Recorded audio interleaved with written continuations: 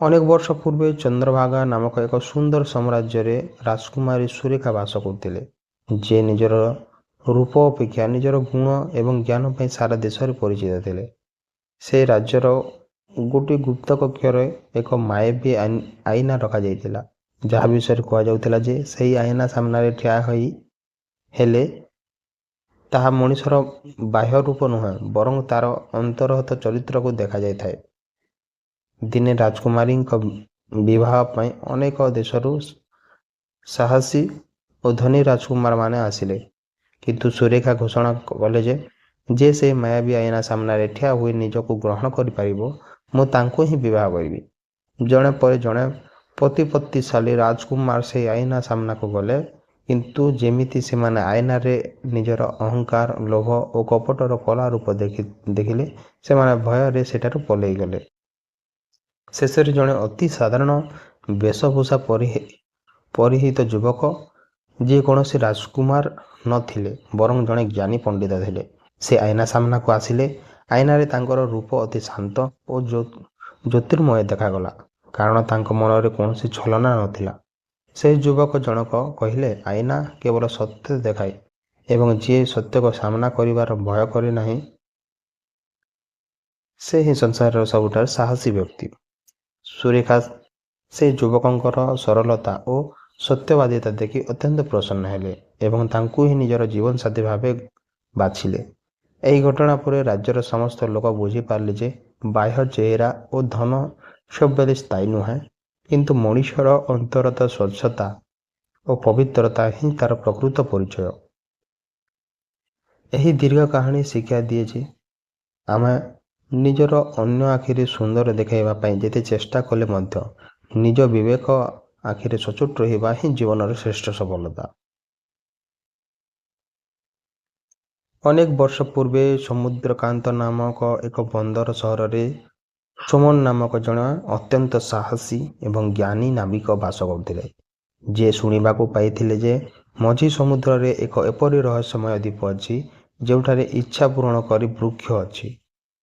ସୁମନ ନିଜର ପୁରୁଣା କିନ୍ତୁ ମଜବୁତ ଜାହାଜ ସିନ୍ଧୁକୁ ନେଇ ସେ ଦ୍ୱୀପ ଅଭିମୁଖେ ଯାତ୍ରା ଆରମ୍ଭ କଲେ, କିନ୍ତୁ ଯାତ୍ରା ମଧ୍ୟରେ ତାଙ୍କୁ ଭୟଙ୍କର ସାମୁଦ୍ରିକ ଝଡ଼ ଓ ବିଶାଳକାୟ ଢେଉର ସାମ୍ନା କରିବାକୁ ପଡ଼ିଲା। ଯେତେବେଳେ ସେ ଦ୍ୱୀପରେ ପହଞ୍ଚିଲେ, ସେଠାରେ ଦେଖିଲେ ଯେ ଚାରିଆଡ଼େ କେବଳ ପଥର ଏବଂ କଣ୍ଟା ଗଛ ଭରି ରହିଛି ଏବଂ ସେହି ମାୟାବୀ ବୃକ୍ଷଟି ଦ୍ୱୀପର ସବୁଠାରୁ ଉଚ୍ଚ ପାହାଡ଼ ଉପରେ ଅଛି। ସେହି ଗଛ ପାଖରେ ପହଞ୍ଚିବା ବେଳକୁ ଜଣେ ବୃଦ୍ଧ ରକ୍ଷକ ତାଙ୍କୁ ବାଟ ଓ ଗାଲି କହିଲେ, ତୁମେ ଏହି ଗଛ ପାଖରୁ ଯାହା ମାଗିବ ତାହା ପାଇବ, କିନ୍ତୁ ମନେ ରଖ, ଯଦି ତୁମ ମନରେ ସାମାନ୍ୟତମ ସ୍ୱାର୍ଥପରତା ଥିବ, ତେବେ ତୁମେ ସେଠାରୁ କେବେ ଫେରିପାରିବ ନାହିଁ। ସୁମନ ସେହି ଗଛ ପାଖରେ ପହଞ୍ଚି ଆଖି ବନ୍ଦ କରି ନିଜ ପାଇଁ କିଛି ନ ମାଗି ବରଂ ନିଜ ରାଜ୍ୟର ସମସ୍ତ ଗରିବ ଲୋକଙ୍କ ପାଇଁ ଶସ୍ୟ ଓ ସୁଖ ଶାନ୍ତି ପ୍ରାର୍ଥନା କଲେ। ସୁମନଙ୍କ ଏହି ନିଃସ୍ୱାର୍ଥପରତା ଦେଖି ସେହି ମାୟାବୀ ବୃକ୍ଷଟି ଏକ ଦିବ୍ୟ ପ୍ରକାଶରେ ଚମକି ଉଠିଲା ଏବଂ ସୁମନଙ୍କୁ ଏକ ଯାଦୁକରୀ ମୁଣି ଉପହାର ଦେଲା, ଯେଉଁଥିରୁ କେବେ ବି ଖାଦ୍ୟ ଶେଷ ହେଉନଥିଲା। ସୁମନ ନିଜ ସହରକୁ ଫେରିଆସି ସେହି ମୁଣି ସାହାଯ୍ୟରେ ସମସ୍ତ କ୍ଷୁଧାର୍ତଙ୍କୁ ଖାଦ୍ୟ ଦେଲେ ଏବଂ ନିଜ ଜୀବନର ଅନ୍ୟ ସେବା ପାଇଁ ଉତ୍ସର୍ଗ କଲେ। ଏହି କାହାଣୀ ଶିକ୍ଷା ଦିଏ ଯେ ପ୍ରକୃତ ସମ୍ପତ୍ତି ସେହି ବ୍ୟକ୍ତି ପାଖରେ ଥାଏ ଯିଏ କେବଳ ନିଜ ପାଇଁ ନୁହେଁ, ବରଂ ଅନ୍ୟର ମଙ୍ଗଳ ପାଇଁ ଚିନ୍ତା କରେ ଏବଂ ସ୍ୱାର୍ଥପରତା ତ୍ୟାଗ କଲେ ହିଁ ମଣିଷ ଜୀବନର ଶ୍ରେଷ୍ଠ ପୁରସ୍କାର ହାସଲ କରିଥାଏ। ଅନେକ ଶତାବ୍ଦୀ ପୂର୍ବେ ହିମଗିରି ପର୍ବତର ଏକ ଅଜ୍ଞାତ ଶୃଙ୍ଗରେ ଏକ ରହସ୍ୟମୟ ଗୁମ୍ଫା ଥିଲା, ଯାହା ବିଷୟରେ କୁହାଯାଉଥିଲା ଯେ ସେଠାରେ ସତ୍ୟର ପ୍ରଦୀପ ଜଳୁଛି। ଯିଏ ସେହି ପ୍ରଦୀପକୁ ଧାରଣ କରିବ, ସେ ଦୁନିଆର ସବୁଠାରୁ ବଡ଼ ସତ୍ୟକୁ ଜାଣିପାରିବ। ଶକ୍ତିମାନ ନାମକ ଜଣେ ଅତ୍ୟନ୍ତ ସାହସୀ ଏବଂ ଜ୍ଞାନୀ ଯୁବକ ଏହି ପ୍ରଦୀପକୁ ଖୋଜିବା ପାଇଁ ଏକ ଦୁର୍ଗମ ଯାତ୍ରା ଆରମ୍ଭ କଲେ। ବାଟରେ ତାଙ୍କୁ ପ୍ରଥମେ ଭ୍ରମର ଅରଣ୍ୟ ପାର କରିବାକୁ ପଡ଼ିଲା, ଯେଉଁଠାରେ ପ୍ରତ୍ୟେକ ଗଛ ଏବଂ ପଥର ମଣିଷ ପରି କଥା କହି ସୁନ୍ଦର ପ୍ରଲୋଭନ ଦେଖାଇ ଯାତ୍ରୀକୁ ଭୁଲ ବାଟରେ ନେଇଯାଉଥିଲେ। କିନ୍ତୁ ଶକ୍ତିମାନ ନିଜର କାନ ବନ୍ଦ କରି କେବଳ ନିଜ ଲକ୍ଷ୍ୟ ପ୍ରତି ଏକାଗ୍ର ରହିଲେ। ଦ୍ୱିତୀୟରେ ତାଙ୍କୁ ଏକ ଶବ୍ଦହୀନ ନଦୀ ପାର କରିବାକୁ ପଡ଼ିଲା, ଯେଉଁଠାରେ ନୌକା ଚଳାଇବା ବେଳେ ଯଦି କେହି କାହା ମନରେ ସାମାନ୍ୟତଃ ଭୟ ଆସେ, ତେବେ ନୌକାଟି ପାଣିରେ ବୁଡ଼ିଯାଏ। ମାତ୍ର ଶକ୍ତିମାନ ନିଜର ଆତ୍ମବିଶ୍ୱାସ ବଳରେ ସେହି ନଦୀକୁ ସଫଳତାର ସହ ପାର କଲେ। ଶେଷରେ ସେହି ଗୁମ୍ଫା ମଧ୍ୟରେ ପ୍ରବେଶ କଲେ, ଯେଉଁଠାରେ ସବୁଆଡ଼େ ଅନ୍ଧକାର ଥିଲା ଏବଂ ମଝିରେ ଏକ ସାଧାରଣ ମାଟି ଦୀପ ଜଳୁଥିଲା। ଯେମିତି ଶକ୍ତିମାନ ସେହି ଦୀପକୁ ଛୁଇଁଲେ, ଗୁମ୍ଫାର କାନ୍ଥଗୁଡ଼ିକରେ ତାଙ୍କ ଜୀବନର ସମସ୍ତ ଭଲ ଓ ମନ୍ଦ କର୍ମର ପ୍ରତିଫଳନ ଦେଖାଗଲା। ସେହି ମୁହୂର୍ତ୍ତରେ ଏକ ଦିବ୍ୟ ବାଣୀ ଶୁଣାଗଲା, ସେ ବୀର, ସେହି ଦୀପ ତୁମକୁ ଦୁନିଆର ରହସ୍ୟ ନୁହେଁ। ହେ ବୀର, ଏହି ଦୀପ ତୁମକୁ ଦୁନିଆର ରହସ୍ୟ ନୁହେଁ, ବରଂ ତୁମ ନିଜ ଭିତରେ ସତ୍ୟ ଦେଖାଇବା ପାଇଁ ଉଦ୍ଦିଷ୍ଟ। ଶକ୍ତିମାନ ବୁଝିପାରିଲେ ଯେ ପ୍ରକୃତ ଜ୍ଞାନ କୌଣସି ପୁସ୍ତକ ବା ବାହ୍ୟ ବସ୍ତୁରେ ନଥାଏ, ବରଂ ନିଜର ଆତ୍ମସମୀକ୍ଷା ଏବଂ ନିଜର ଚରିତ୍ରର ଶୁଦ୍ଧତା ମଧ୍ୟରେ ଥାଏ। ସେହିଦିନ ଠାରୁ ସେ ଜଣେ ମହାନ ସନ୍ଥ ଭାବେ ଗ୍ରାମକୁ ଫେରି ଆସିଲେ ଏବଂ ଲୋକମାନଙ୍କୁ ଶିକ୍ଷା ଦେଲେ ଯେ ସଂସାରକୁ ଜିତିବା ପୂର୍ବରୁ ନିଜ ମନକୁ ଜିତିବା ହିଁ ଶ୍ରେଷ୍ଠ ବିଜୟ। ଏହି ଦୀର୍ଘ କାହାଣୀ ଶିକ୍ଷା ଦିଏ ଯେ ଜୀବନର ସଫଳତା ପାଇଁ ବାହ୍ୟ ପରିବେଶ ଅପେକ୍ଷା ଅନ୍ତରର ଶକ୍ତି ଏବଂ ସତ୍ୟବାଦିତା ଅଧିକ ମୂଲ୍ୟବାନ, ଏବଂ ଯିଏ ନିଜର ଦୋଷ ଗୁଣକୁ ସାହସର ସହ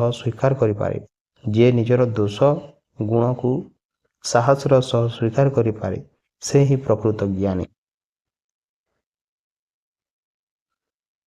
ଅନେକ ବର୍ଷ ପୂର୍ବେ କାଲପୁର ନାମକ ଏକ ପ୍ରାଚୀନ ନଗରୀରେ ସୋମନାଥ ନାମକ ଜଣେ ଅତ୍ୟନ୍ତ ଜ୍ଞାନୀ ଏବଂ ପରିଶ୍ରମୀ ଘଡ଼ି ନିର୍ମାତା ବାସ କରୁଥିଲେ।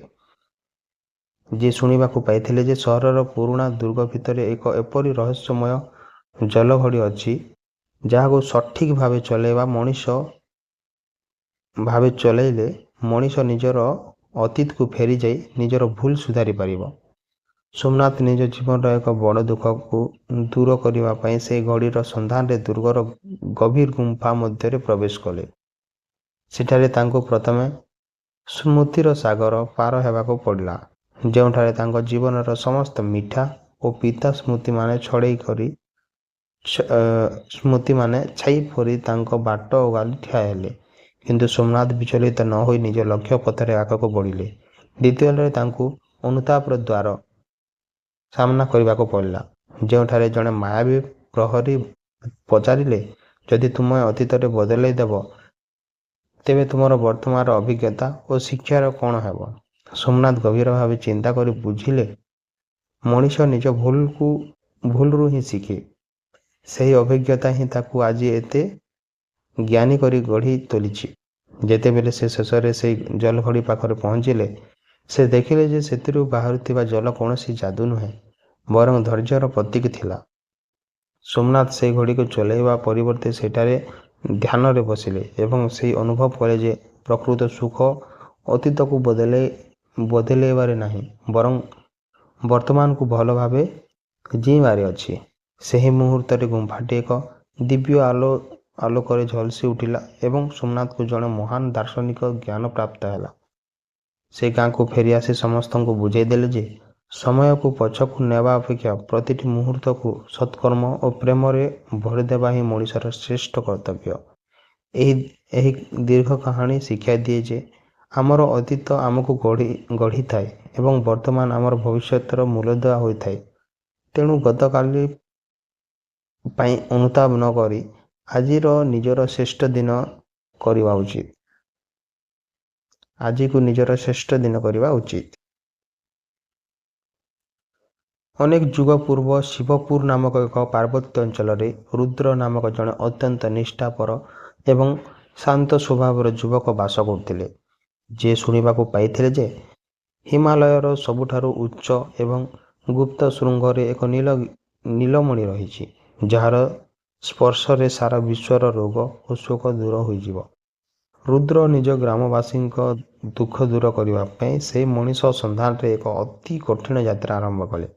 ବାଟରେ ତାଙ୍କୁ ପ୍ରଥମେ ମାୟାବୀ ବରଫର ହ୍ରଦ ପାର କରିବାକୁ ପଡ଼ିଲା, ଯେଉଁଠାରେ ବରଫ ଉପରେ ଚାଲିବା ବେଳେ ପ୍ରତିଟି ପାଦରେ ଅତୀତର ଦୁଃଖଦାୟକ ଦୃଶ୍ୟମାନ ଜୀବନ୍ତ ହୋଇ ତାକୁ ମାନସିକ ଭାବେ ଦୁର୍ବଳ କରିବାକୁ ଚେଷ୍ଟା କଲେ।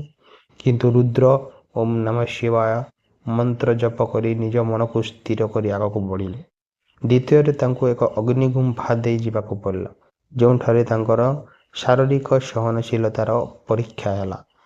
ସେଠାରେ ଥିବା ଜଣେ ରହସ୍ୟମୟ ସନ୍ନ୍ୟାସୀ ତାଙ୍କୁ ପ୍ରଚୁର ଧନ ଓ କ୍ଷମତାର ପ୍ରଲୋଭନ ଦେଖାଇ ଫେରିଯିବାକୁ କହିଲେ। କିନ୍ତୁ ରୁଦ୍ର ଅତି ନମ୍ରତାର ସହ ସେହି ପ୍ରଲୋଭନକୁ ପ୍ରତ୍ୟାଖ୍ୟାନ କରି କହିଲେ ଯେ ଅନ୍ୟର ସେବା ପାଇଁ କରାଯାଉଥିବା କର୍ମ ହିଁ ସର୍ବଶ୍ରେଷ୍ଠ ଧର୍ମ। ଶେଷରେ ଯେତେବେଳେ ସେ ଶିଖରରେ ପହଞ୍ଚି ସେହି ନୀଳମଣିକୁ ଦେଖିଲେ, ସେ ଦେଖିଲେ ଯେ ଏହା କୌଣସି ପଥର ନୁହେଁ ବରଂ ଏକ ଦିବ୍ୟ ଶକ୍ତିର ଆଲୋକ ଥିଲା। ଯେମିତି ରୁଦ୍ର ସେହି ଆଲୋକକୁ ଛୁଇଁଲେ ତାଙ୍କ ଭିତରେ ଏକ ଅଦ୍ଭୁତ ଶାନ୍ତି ଏବଂ ଅସୀମ ଜ୍ଞାନର ସଞ୍ଚାର ହେଲା। ସେହି ମୁହୂର୍ତ୍ତରେ ଏକ ଶୂନ୍ୟ ବାଣୀ ହେଲା ଯେ, ହେ ରୁଦ୍ର, ପ୍ରକୃତ ନୀଳମଣି ବାହାରେ ନୁହେଁ ବରଂ ତୁମର ଶୁଦ୍ଧ ଚରିତ୍ର ଓ ନିଃସ୍ୱାର୍ଥପର ପ୍ରେମ ମଧ୍ୟରେ ହିଁ ଅଛି। ରୁଦ୍ର ଗ୍ରାମକୁ ଫେରିଆସି କୌଣସି ଯାଦୁକରୀ ଶକ୍ତିରେ ନୁହେଁ ବରଂ ନିଜର ଜ୍ଞାନ ଓ ସେବା ମନୋଭାବ ଦ୍ୱାରା ଲୋକଙ୍କ କଷ୍ଟ ଦୂର କଲେ ଏବଂ ଗ୍ରାମରେ ସୁଖଶାନ୍ତି ପ୍ରତିଷ୍ଠା କଲେ। ଏହି ଦୀର୍ଘ କାହାଣୀ ଶିକ୍ଷା ଦିଏ ଯେ ଯେତେବେଳେ ଜଣେ ବ୍ୟକ୍ତି ନିଜ ସ୍ୱାର୍ଥ ତ୍ୟାଗ କରି ସମାଜର ମଙ୍ଗଳ ପାଇଁ ସଂକଳ୍ପ କରେ, ସେତେବେଳେ ଈଶ୍ୱରୀୟ ଶକ୍ତି ଏବଂ ତାକୁ ସାହାଯ୍ୟ କରୁଥିବା ଆଗାଇ ଆସନ୍ତି। ପ୍ରକୃତ ମଣିଷପଣିଆ